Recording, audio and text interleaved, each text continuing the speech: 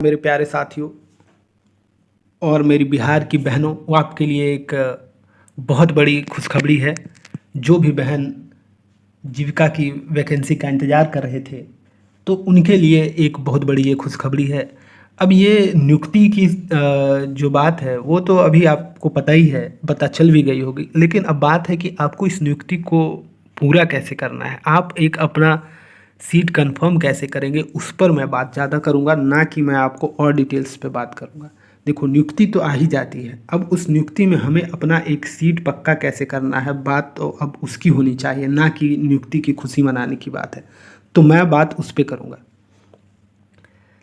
तो आप देखो, पहले मैं थोड़ा इस पर चर्चा कर लेता हूँ। तो बिहार ग्रामीण आजीविका संवर्धन समिति BRLPS, ये संस्था जो है वो करवाएगी आपको ये नियुक्ति, इसके माध्यम से ये नियुक्ति होगी। ठीक है, तो इसने नोटिफिकेशन जो दिया है उसमें 30 जुलाई से 18 अगस्त तक आपको अप्लाई करना है। ठीक है, अब इसकी जानकारी, ये जो वैकेंसी है इसकी जानकारी मैं बताता हूँ आपको। तो आप देखो कि ये BRLPS जो है ये संस्था इसको कंडक्ट करेगी। 2747 ये रिक्तियां हैं, पदों की संख्या है। अब इसमें चयन प्रक्रिया क्या है? चयन प्रक्रिया है CBT अर्थात कंप्यूटर बेस्ड टेस्ट, यानी कि आपको कंप्यूटर के सामने बैठकर आपको ये परीक्षा देनी पड़ेगी। तो पहला कार्य आपको क्या करना है? पहला कार्य आपको कंप्यूटर पे के सामने परीक्षा देने की, जिन बहनों ने अभी तक नहीं दिया है तो आप इसका प्रारंभ कर दो, इसका प्रैक्टिस। कम से कम 15 सेट तो आप कंप्यूटर पर बैठ के मारो ही, वरना जब आप पहली बार बैठोगे तो आपको पता ही नहीं चलेगा कैसे क्या करना है और आप इसमें पीछे रह जाओगे। मेरी बात ध्यान से एकदम रखना कि आपको कम से कम 15 सेट, 15 दिन आपको कंप्यूटर पे तो जाके बैठना ही बैठना है और किस तरह परीक्षा दिया जाता है उसका अनुभव लेना है। आप किसी भी कंप्यूटर के सेंटर पे जाओगे तो आपको वहाँ वो निर्देश देंगे, वो गाइड करेंगे आपको कि कैसे परीक्षा दी जाती है। CBT की कंप्यूटर बेस्ड जो टेस्ट होता है उसकी परीक्षा कैसे दी जाती है ये करेंगे। अब ये जब आप पास कर जाओगे तो उसके बाद आपको टाइपिंग टेस्ट होगा। टाइपिंग टेस्ट आपको बहुत मामूली सा टेस्ट होगा, बहुत हार्ड टेस्ट नहीं होगा। उसके सिर्फ 10 नंबर हो दिए जाएंगे। 10 नंबर बहुत बड़ा जो है कि मैटर नहीं करेगा, आप इधर मार्क्स ले आते हो तो, मगर आपको ये टाइपिंग टेस्ट को पास करना पड़ेगा। यदि आप टाइपिंग टेस्ट को पास नहीं कर पाओगे तो फिर आपको इसमें प्रॉब्लम आ सकती है। तो ये तो रही कि इसकी प्रक्रिया क्या है।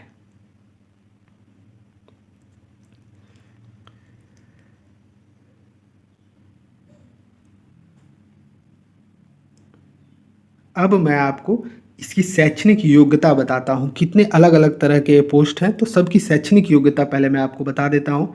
आप देखो, तो ब्लॉक परियोजना प्रबंधक, इसके 73 पद हैं और एक किसी भी विषय में आपके स्नातक हो, BA BSc किसी भी विषय में हो तो आप इस पे अप्लाई कर सकते हैं।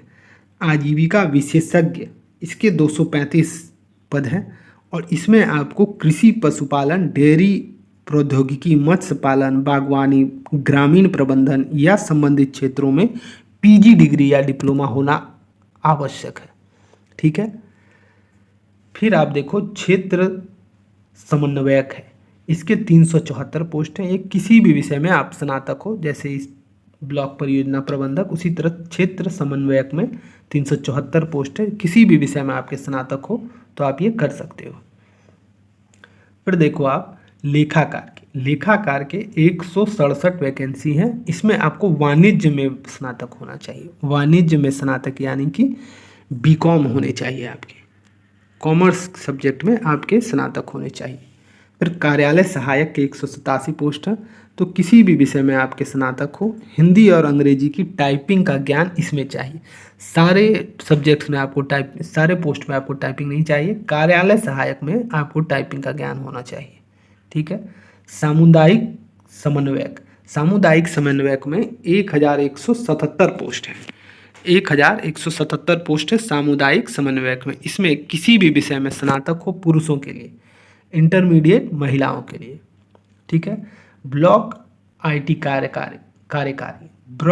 कार्यकारी के 534 पोस्ट है। इसमें बीटेक होना चाहिए, बीसीए होना चाहिए, बीएससीआईटी या पीजीडीसीए, ये सारे